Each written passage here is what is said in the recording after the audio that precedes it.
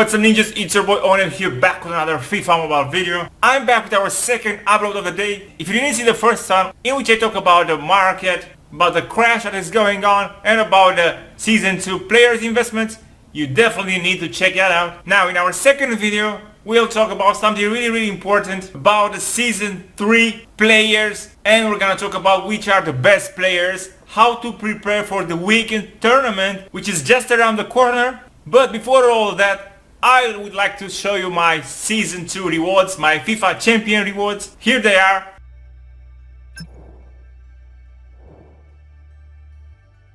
As you saw, I was able to get De Gea alongside 4 million coins and 1 million training XP. That's great, especially that XP is worth so much. De Gea isn't the best pull, I think Messi would be better. But you know what, I'm happy with that because I actually needed one De Gea for ranking up my goalkeeper. I'm gonna do that after I sell my investments and after I make at least 150 million coins. So Season 3 is here. Let's go ahead and check the players. We're also gonna talk about when is the best time to buy these players and what I think will happen in the future. Now, if we're gonna check the players, we're soon gonna realize that there are very small supply of these players. We can't get them from anywhere else, just from these FIFA points packs. And obviously very few people are gonna buy the packs because they are just not worth it. Also, if we're gonna look at the rewards, even if you buy the pass, which I think you should do, buying the pro pass, you're only gonna get a gold player and an elite player. And only tomorrow night, after you complete the activities, you're gonna get some elite player and I think 3 gold players or something. That's if you buy the pass. So it's safe to say we have a big shortage of players. I think he just has to introduce coin packs, at least 500k coin packs with all of these players tomorrow night. We just need those. We don't have players to build our teams. If that doesn't happen, the whole weekend tournament is gonna be a failure. Big failure. Now I'm gonna be able to complete the team just because I have so many coins, but I think 10% of the players will be able to complete it. So I think it's safe to say we're gonna get those coin packs. That's when prices will be much lower than they are at the moment. So I would wait, guys. Don't rush to buy the players. However, we're gonna still talk about them because obviously we need to build ourselves a great team. And yep, let's go ahead and see. Let's start with the goalkeeper. Which goalkeeper is the one to go? As far as goal cards, we only have one single goal card, which is Fabiano. And to be honest, it looks very bad. I don't like his stats at all. So I think you should go ahead and try to buy an elite card. We have 2 very good elite cards. We have Enyama as 80 goalkeeper and Karius. I suggest you get Karius just because he has a much better boost. Enyama has a pretty bad boost, reflex boost, which gives boost to ball control and sprint speed. We don't need that. We definitely don't need that. Navas is a good card, but to be honest, he's not looking that great and he'll probably be very expensive. I think Karius is the smartest decision. Now in terms of good center backs, we have Lam and Bastians. I think they have decent stats. Lam has very good skill boost. For a 73 card, he has very good sprint speed, acceleration and defensive stats. The same thing with Bastians. He has even better speed, marking, aggression boost. I just think he's a really good card. So make sure you keep those 2 in mind. I would advise you not to get Rolando. He has just 48 pace. He has good defensive stats, but with 48 pace, he will be such an easy target. If we're gonna look at the elite cards, I wouldn't get Sacho. Again, he has good defensive stats, but that sprint speed and acceleration are just worthless in my opinion. I would get Smalling though. I think Smalling is a wise decision. He has great defensive stats, decent sprint speed and acceleration, very good heading and positioning, which means in corners he will be very useful. Brooks is another very good one, 83 center back Brooks. You can get him if you want, or if you have the coins, not if you want. But if you don't have the coins for Brooks, the 73 and 74 players are very good as well. And it's very easy to train them up to 80 rated cards. You should have the XP, and I think it costs like 150k each. So That's what I would do. If you're using a 4 defenders formation, you're gonna need left back and right backs, of course. As a left back, I think 78 Holebas is a really good player you can get. He has insane aggression, which you really want from a left back. 90 marking, acceleration, sprint speed, they're there. Even good positioning and heading, so he might be good at corners. Decent tackling for a 78 card. As a right back, we have Bruno Perez. He has very good sprint speed and acceleration. Unfortunately, his defending stats doesn't seem so good, but he's like the only decent right back. We also have a 72 right back, Hakimi. Again, very good sprint speed, acceleration, but the defending stats are kinda on the lower side. Upgraded, he might be up there with Perez, I don't know. You can try that out. But other than this, we have none other right backs, not even elite ones, which makes the 4 defenders formation pretty bad. I wouldn't use it, to be honest, but hey, if you really want to use it, you can use it. Moving on to CDMs, we have a very good CDM Henderson, 79 CDM Henderson. I mean, just look at those stats, those boosts for a CDM, especially if you're gonna train him up a couple of times, just so he has better sprint speed and acceleration. I think he will work, he will do wonders. I don't really like Danilo Pereira, to be honest. I just think for an 81 card, he has worse stats than Henderson had. Yeah, I would definitely not use Danilo Pereira.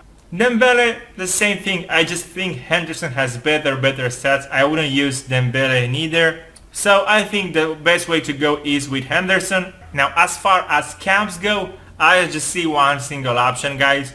Yes, there are many other players, but I think the best way to go is getting Honda.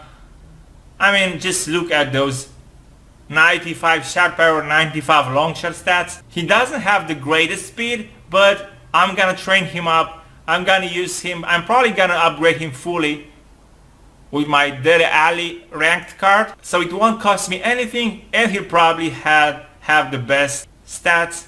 I feel like I want to upgrade him right now just to see that. Unfortunately, he's pretty expensive, so I'm not gonna do that. But I'll definitely rank him up when I'll play the weekend tournament, and I'll do a video with my team for sure. Do we have other options? Of course we have. We have Giuliano. He has decent stats as an 80 rated cam. I'm gonna train Honda up, and if I feel like Giuliano might be a bit better, I'm gonna rank Giuliano up next. But yeah, Honda is definitely my first choice. If you're gonna need CMs, center mids, you don't have too many options, guys. The best one is Pjanic, obviously. He has well-rounded stats. He's gonna do wonders attacking wise. He's not that good defending wise. You also have Brozovic. I think he has more well-rounded stats, even though again his defending is pretty poor. I wouldn't use center mid positions, guys. I just think center mids aren't that great, exactly like left backs or right backs.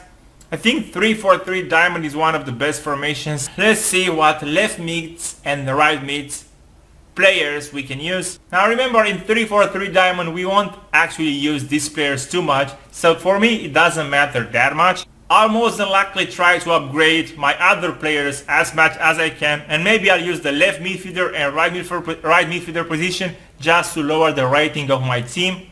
So I'm not gonna talk too much about that. Then you have Ricci as a right midfielder, Esvain. I mean, there are plenty of right midfielders and left midfielders. Yeah, I'd say if you are gonna use 3-4-3 diamond, it doesn't really matter that much. If you're gonna use 3-5-2 though, it matters because they're gonna get so many chances. So then I would actually go for the elite players. Shurley is a really good one. He has decent long shot stats and very good sprint speed, acceleration. The same with Felipe Anderson. He doesn't have the best finishing stats, but he has great long shot, very good sprint speed, acceleration. I would go with these two for sure. And now let's move on to the forwards. I'm gonna leave the strikers for last. Let's talk about the left winger and the right winger positions. These are very important. I'm looking for very good shooting stats and of course pacey players. Unfortunately, all the left wingers and right wingers are very pacey, lots of speed, but they have pretty poor long shot stats. I'm talking even about the elite guys, even about the elites. Antonio though, Antonio might be one of those that have decent stats in terms of shooting. He has good acceleration and sprint speed. Very close of doing the rainbow. You can upgrade him 2 times and he's gonna be able to do the rainbow. Shot power is good, positioning is good. The long shot stat is meh, but I guess if we're gonna upgrade him a couple of times, that's gonna be decent as well. Deulofeu as a left winger, he has just too poor of shooting stats. I'm not gonna use him and I don't advise you to use him. From Rome might be another good right winger if you don't use the long shot too much. I mean, he can do the rainbow flick at 77 base, that's great. He has decent sprint speed. The shot power and long shot again. Maybe if you're gonna upgrade him to 85 base, those will become around 85. And that's when he becomes much better. And now guys, let's move on to our striker position. Our last position that we're gonna talk about. For me, the key stats here are pace, finishing, and shot power. Also, if he has great long shot, then that's even better. A very high potential card. A card that could be one of the best cards in terms of striker. It's Skoko, 75 rated striker. In my opinion, he has very good, well-rounded stats. His shot power, his finishing, his ball control are great. Even his long shot stat for a 75 card, that's very good. Sprint speed, acceleration 80, not that bad. If we're gonna train him up to, let's say, 85, he'll definitely be able to have great long shots. Hopefully he'll be able to do the rainbow flick, and he'll have decent sprint speed and acceleration as well. If we're gonna train him up to like 90 base, then he's gonna become a monster for real. We also have Chicharito Hernandez. To be honest, I'm not so impressed with this card's stats. He has good finishing stats, minus the long shot. Acceleration is great, 102. Sprint speed is meh, only 81. He can't do the rainbow flick. You're gonna have to upgrade him like 7 times before he does that. I wouldn't use him. And the last striker we have is Gabriel Jesus, which has insane pace. That's great, of course. He has good finishing stats, even long shot. He can do the rainbow flick. Worst part is that he will be very expensive. I think he's gonna be like one of the most expensive cards in the game. And I just think Skoko, 75 rated Skoko, is much better as an option. So yeah guys, this is pretty much it. Thank you very much for watching. Let me know what you think about the Season 3 players. Let me know what were your rewards. Share if you think my content is worthy. Until next time, I'm out. Peace.